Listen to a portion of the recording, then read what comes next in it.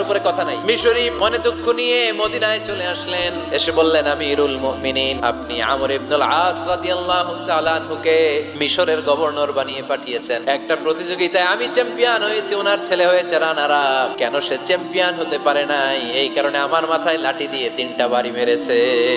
ওমর ফারুক বললেন, তাই আগামী বছরের অমুক তারিখ আমি সব গভর্নরদেরকে ডেকে হিসাব নিতে, ওই দিন তুই থাকবি। ওই দিন 7 রাজ্য থেকে 7 গভর্নর হাজির, গভর্নরদের ছেলেরাও হাজির। মিজে একটা লাঠি এনে মিশরীর হাতে দিয়ে বলল, এবার তোর মাথায় যতটা মারছে তুই ততটা গুনে গুনে মার, আমি দেখবো। সে বলতেছে, থাক, আপনি বলছেন এতেই যথেষ্ট, মারা লাগবে না, আমি মাফ করে দিলাম। ওমরে ফারুক বলল, খবরদার, মার মার ওর মাথার মধ্যে। মিশরী ওমরে ফারুকের ধমক শুনে ভয়ে ভয়ে 3টা বাড়ি মারলো। এই বাড়ি মারা দেখেও ওমরে ফারুকের হৃদয় ঠান্ডা হয় নাই। লজ্জায় আমর ইবনুল আস, বয়স হয়ে গিয়েছে সাহাবা, মাথা তখন টাক, মাথায় চুল নাই, লজ্জায় মাথাটা হেট হয়ে মাথাটা নিচু করে রেখেছে।